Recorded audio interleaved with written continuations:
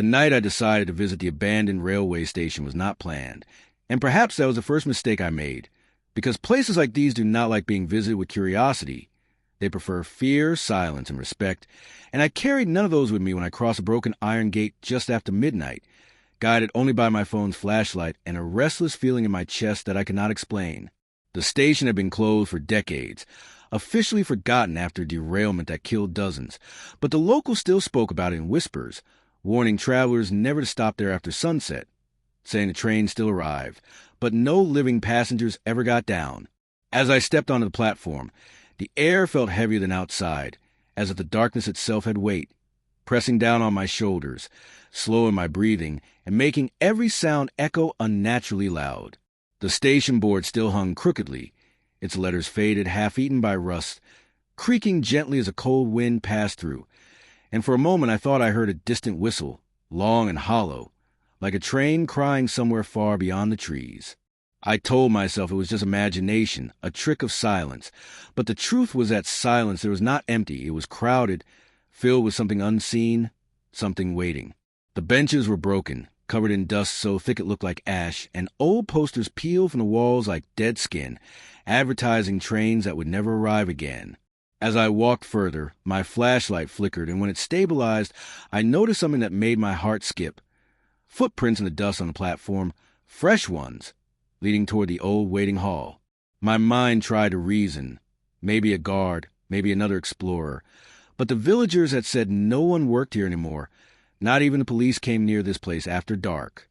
The waiting hall smelled of damp wood and decay, and the walls were stained with dark patches that looked disturbingly like handprints smeared in panic. The moment I stepped inside, the temperature dropped sharply, my breath turning visible in front of me, and I felt an intense pressure in my ears, like being underwater. That was when I heard it clearly, a soft murmur, not loud enough to understand, but rhythmic, like multiple voices whispering the same sentence again and again. I froze, my heart pounding so hard it hurt, tried to locate the source, turning slowly in a circle as my light swept across the room. The whisper stopped instantly, replaced by absolute silence, so sudden it felt violent. Then, from the far end of the hall, I heard the unmistakable sound of footsteps approaching, slow, deliberate, heavy, as if whoever was walking wanted me to hear them.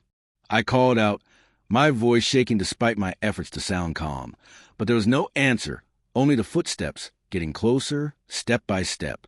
When my flashlight finally caught movement, I saw a figure standing near the old ticket counter, tall, unnaturally still, its outline blurred, as if it did not fully belong in this world.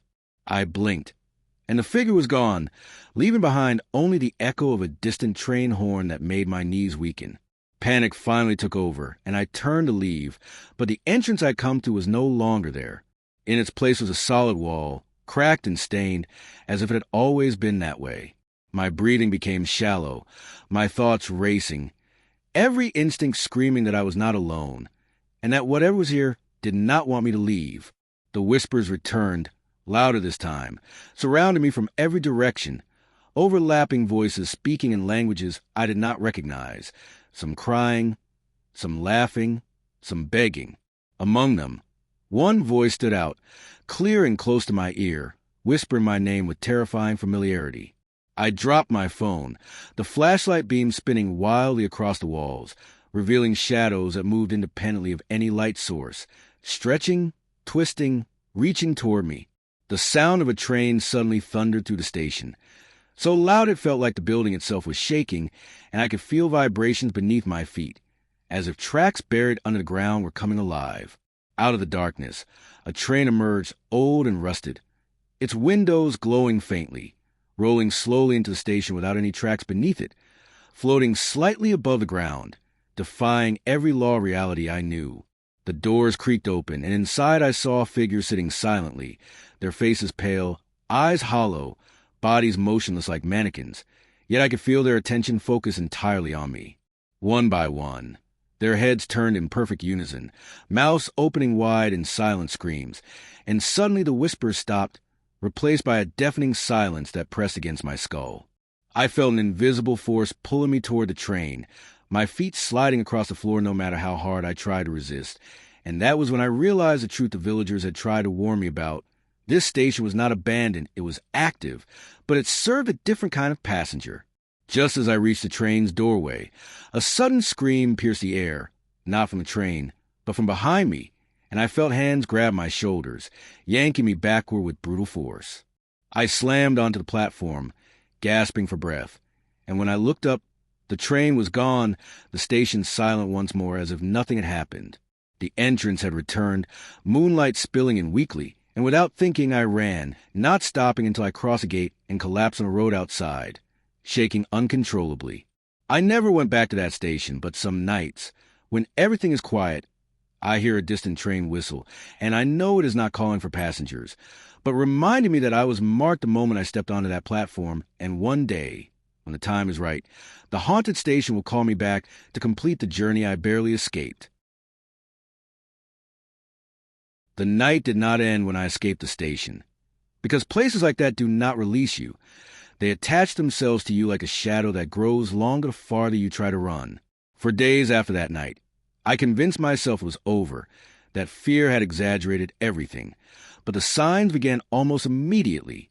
The first thing I noticed was a sound, a faint metallic rhythm echoing inside my skull, like wheels grinding against old tracks, slow and distant, following my heartbeat. It came at night, always at exactly 12:17 a.m., and no matter where I was, the sound arrived, clear and unmistakable, followed by a whisper that crawled under my skin, calling my name with the same voice I had heard inside the waiting hall. Sleep became impossible. When I closed my eyes, I saw the station again, but it was no longer abandoned. It was alive. Trains arrived endlessly, their doors opening to release crowds of faceless passengers who spilled onto platform, all of them turning toward me at once, their mouths opening wider than humanly possible, screaming without sound. I would wake up soaked in sweat, my room freezing cold, my breath fogging the air even in summer. One night, I woke to the smell of rust and burning oil, and when I looked at the corner of my room, I saw muddy footprints appearing one by one across the floor, stopping right beside my bed. I could feel something standing there, inches away, breathing slowly, patiently, waiting for me to acknowledge it. I did not move. I did not scream. I stared at the ceiling until morning light erased the footprints, but the pressure on my chest remained. From that night on, mirrors became unbearable. Every reflection felt delayed, like my image was deciding whether or not to copy my movements. Sometimes when I brushed my teeth, I would see someone stand behind me in the mirror, tall, thin, its face hidden in darkness, and when I turned around, nothing was there, but the mirror would still show it, smiling. The calls began soon after. Unknown numbers, always at night. When I answered, there was only silence at first, then the low hum of a train engine, growing louder, closer, until a voice whispered, "Your ticket is not complete." I threw my phone away after the third call, but it didn't matter. The station no longer needed devices. It came directly to me.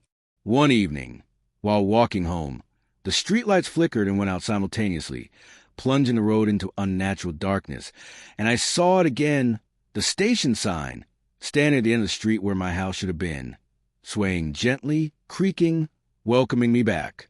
I ran, but every turn led me closer. Buildings melted into fog, roads stretched endlessly, and soon I was standing on a familiar platform, the same cracked concrete beneath my feet, the same cold wind whispering secrets into my ears. This time, I understood the truth too late. The station was feeding. Every soul that stepped onto its grounds became part of it, bound forever to replay their final moments.